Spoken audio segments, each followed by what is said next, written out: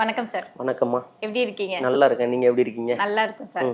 நம்ம தொடர்ந்து மூலிகை பரிகாரம் பார்த்துட்டு இருக்கோம். அந்த வகையில இன்னைக்கு நம்ம சொந்தங்களுக்கு ஏத்த மாதிரி என்ன விஷயங்கள் நம்ம பேச போறோம் அப்படின்னா, தொழில் சார்ந்த பண ஈர்ப்பு. இப்ப பணம் சேரணும் ஆசைப்படுறோம். பணம் சேர்றதுக்கு ஒரு மூலிகை நீங்க சொல்லிட்டீங்க. ஆனா அதுக்கேத்த ஒரு தொழில் நம்ம பண்ணும்போது தான் அந்த பணம் அப்படிங்கிறது நமக்கு கிடைக்கும் இல்லையா? சோ நம்மளுக்கு தொழில் நம்ம ஈர்க்கணும். அதுக்கப்புறம் தான் நமக்கு பண ஈர்ப்பு கிடைக்கும். தொழில் எப்படி ஈர்க்கலாம்? என்ன மாதிரியான மூலிகை அதுக்கு பயன்படுத்தலாம்? அதை பத்தி சொல்லுங்க சார். நிச்சயமாமா. இப்ப இந்த உலகம் போற வேகத்துல இன்னைக்கு என்னதான் நான் ஒர்க்குக்கு போயிட்டு வந்தாலும் சாயந்தர நேரத்துல ஒரு சின்னதா ஒரு தொழில் ஒன்று ஆரம்பிக்கணும் அப்படின்னு தான் மக்கள் விரும்புறாங்க. கண்டிப்பா. அப்ப இன்னைக்கு வேலை செய்யறவங்களோட மனநிலையோட நான் ஒரு சின்ன லெவல்ல ஒரு தொழில் செஞ்சு அதுல ஒரு 10 ரூபா வருமானம் கிடைக்கணும் அப்படின்னு மனநிலையில உள்ளவங்க தான் அதிகம். ஏன்னா இன்னைக்கு நான் யார்கிட்டையும் போய் கை கட்டி நின்று வேலை பார்க்க கூடாது. நான் கூலி வேலை செஞ்சாலும் பரவாயில்ல, என் தொழிலுக்கு நான் தான் ஓனரு அப்படின்னு நான் நினைக்கணும். என் சொந்த காலில் நிற்கணும் அப்படிங்கிற தைரியமும் அந்த தன்னம்பிக்கையும் இப்போ மக்களிடையே ரொம்ப நல்ல இப்போ இருக்கக்கூடிய இளைஞர்கள்ட்ட நல்லபடியாக இருக்குது. நல்லபடியாகவும் செய்கிறாங்க. அதுக்கான விஷயங்களுக்காக மெனக்கிடுறாங்க. இப்போ ஒவ்வொரு விஷயங்களுக்கும் இப்போ ஒருத்தவங்களை ஐஸ்கிரீம் கடை வைக்கிறாங்கன்னா அந்த ஐஸ்கிரீமில் எவ்வளோ ஃப்ளேவர் கொடுக்கலாம், என்ன மாதிரி டேஸ்ட் கொடுக்கலாம், அப்போ இதோ காம்பினேஷன் பண்ணோன்னா நிறைய யோசிக்கிறாங்க. அற்புதமான விஷயங்களை கொடுக்குறாங்க. அதை மாதிரி இப்போ சொல்ல போனால் பழமையை விரும்ப ஆரம்பிச்சிட்டாங்க.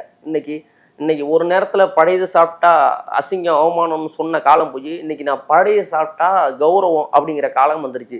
ஈவினிங் நேரத்தில் ஈவினிங் ஸ்நாக்ஸ் போடுறாங்க, ஒரு கடை ஒன்று போடுறாங்கன்னா எள்ளுருண்டை கொடுக்குறாங்க. இப்போ எல்லாமே மக்கள் அதை விரும்பி சாப்பிடுது. ஓஹோ, இதுதான் உண்மையான ஹெல்தியான ஃபுட்டு போட்டிருக்கு. அப்போ இந்த மாதிரி விஷயங்களை நம்ம சாப்பிட்றதுனால என்னென்ன வேலைகள் நடக்குது அப்படின்னு அப்போ கம்பு கேழ்வரகு அந்த மாதிரி விஷயங்களை அவங்க சாப்பிட தான் உடலும் ஆரோக்கியமாக இருந்துச்சு, மனசும் வலிமையாக இருந்துச்சு. அப்போ பொருளாதாரம் சார்ந்த விஷயங்களில் எவ்வளோ ப்ராப்ளம் வந்தாலும் அதை சந்திக்கக்கூடிய வல்லமை அவங்களுக்கு கிடைச்சிக்கிட்டே இருந்துச்சு. ஏன்னா இன்னைக்கு வேணா வீட்டில் உள்ளவங்க, இந்த ஊரில் உள்ளவங்க வீட்டில் பாத்ரூமில் குளிக்கிறாங்க. அப்போ குளிக்கிறவங்க எப்படின்னா கிராமப்புறங்கள்லாம் நீங்கள் பார்த்தீங்கன்னா ஆற்றுல தான் குளிப்பாங்க, குளத்துல தான் குளிப்பாங்க. இந்த மாதிரி விஷயங்கள்ல ஏன்னா குளத்துல தான் தாமரை பூ அப்படிங்கிற விஷயங்கள், தாமரை தண்டு, தாமரை இலைகள் அப்படிங்கிற கூடிய விஷயம் அங்கே இருக்கும். அப்போ அந்த இடத்துல அவங்க குளிச்சுட்டு வரும்போது மகாலட்சுமியோட அனுகிரகம். ஏன்னா தாமரையில் உட்காந்துருக்க தெய்வம் எதுங்க? லட்சுமியும் மகாலட்சுமியும் தான். அப்போ செல்வ செழிப்போடு வாழ்ந்தாங்க, மன மகிழ்ச்சியோடு வாழ்ந்தாங்க, உடல் ஆரோக்கியத்தோடு வாழ்ந்தாங்க. அப்போ ஒவ்வொரு விஷயமும் ஒவ்வொரு விஷயங்களை நம்ம உணர்த்திக்கிட்டே இருக்கும் ஒவ்வொரு வாட்டியும். அப்போ இந்த பணத்தை நம்ம எப்படி ஈர்க்கிறது? இந்த தொழில் மூலியமாக தான் எனக்கு பணம் வரும் அப்படின்னா அப்போ அவங்களோட ஜாதக அமைப்புல என்ன மாதிரி விஷயங்கள் இருக்குன்னா, இவர் வேலையில வருமானத்தை விட இவருக்கு தொழில தான் வருமானம் அதிகரிக்கும் அப்படிங்கிற விஷயங்கள் இருக்கும். அப்போ 10ஆம் இடம் அவருக்கு நல்லா இருக்கும், தொழில் ஸ்தானம் நல்லா இருக்கும். அப்போ அந்த விஷயங்களுக்கு நம்ம சில மூலிகையில கரெக்டாக அவங்க ஜாதகத்துக்கு ஏற்ற மாதிரி அதுக்கு தகுந்த மூலிகையில நம்ம பயன்படுத்தும் போது 100% அது வெற்றியை கொடுக்குது. எப்படின்னா எனக்கு தெரிஞ்சு சில பேர் நார்மல் ஒர்க்கில் போயிட்டு இருந்தவங்க சும்மா ஒரு சின்ன லெவலில் இன்னைக்கு ஒரு ஹோட்டல் தள்ளுவண்டி லெவலில் தான் போட்டு வந்தாங்க. காலப்போக்கில் என்ன ஆச்சுன்னா நான் வேலையே ரிசைன் பண்ணிட்டு ஃபுல் டைமாக அந்த ஹோட்டல்லே இருக்க ஆரம்பிச்சுட்டாங்க. இன்னைக்கு அவங்களுக்கு இதே திருச்சியில் ஒரு 4 பிரான்ச்சுக்கு இருக்குது. அதை நம்ம கேட்கும்போதும் இந்த மூலிகை நம்ம ஆனால் ஒரு சின்ன மூலிகை தான், அது எவ்வளோ பெரிய விஷயத்தை, எவ்வளோ பெரிய மாற்றத்தை கொடுக்குதுன்னு அவங்க சொல்லும்போது அது அவ்வளோ வியப்பாக இருக்குது. இப்போ ஒரு சிம்பிளாக ஒரு விஷயம் சொல்லப்போனால், இன்னைக்கு ஆலமரம் அப்படின்னு நம்ம சொல்கிறோம். ஆலமரம் இருக்கிறதுலே பெரிய மரம்னு சொல்லக்கூடிய ஆலமரத்தோட விதையே சின்னதாக இருக்கும். அதை நம்ம போட்டு அது விருட்சமாக மேலே வரும்போது தான் தெரியும், ஓ இவ்வளோ இந்த விதையில தான் அவ்வளோ பெரிய விஷயங்கள் நடந்துச்சு. அதனால தான் மூலிகைக்கு எப்போதுமே ரொம்ப பவர்ஃபுல்லாக அந்த வேலைகள் செய்யும்னு நம்ம ரெகுலராக ஒவ்வொரு வீடியோவிலையும் மூலிகைக்கு ரொம்ப இம்பார்ட்டன்ட் கொடுத்து பேசுறதும். இப்போ தொழில் சார்ந்த விஷயங்கள்ல இந்த மூலிகையை பயன்படுத்தும் போது நிச்சயமாக 100% வெற்றியை கொடுக்கும் அப்படின்னு நம்ம சொல்கிறோம்.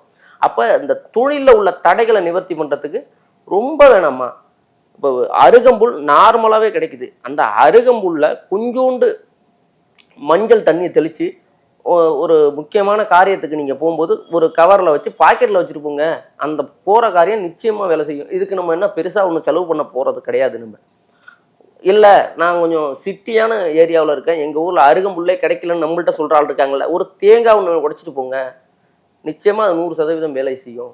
இல்லை அங்கே ஒரு பக்கத்தில் இல்லைங்க நீங்கள் சொல்கிற மாதிரி பின்ன விநாயகர் கோயிலும் இல்லை, முருகன் கோயில் இல்லை, இங்கே ஒரு சிவன் கோயில் தான் இருக்குது, சிவன் கோயிலுக்கு வில்லத்தை வாங்கி போட்டுட்டு போங்க, நிச்சயமாக 100% வேலை செய்யும்.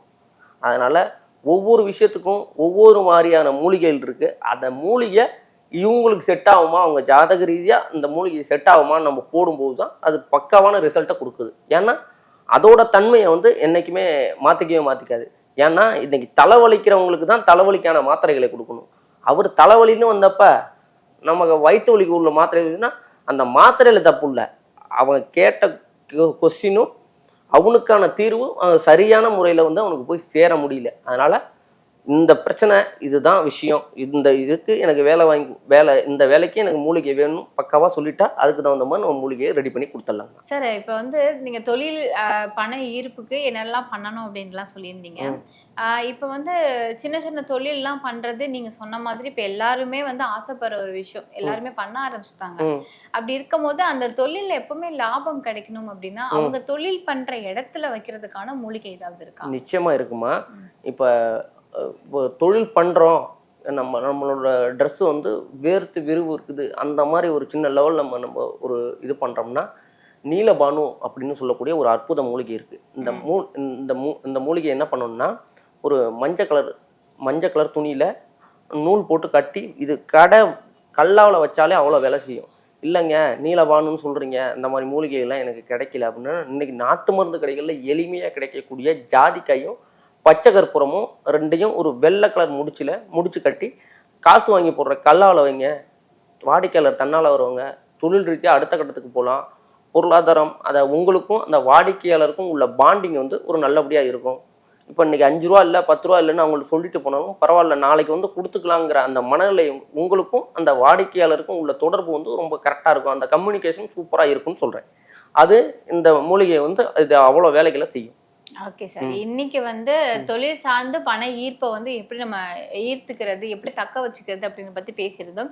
ஸோ வந்து எந்த மூலிகை வந்து நீங்க பயன்படுத்தணும், எப்படி பயன்படுத்தணும் அப்படிங்கறத ரொம்ப அழகாவே சொல்லியிருந்தீங்க. நன்றி சார். நன்றிங்கம்மா.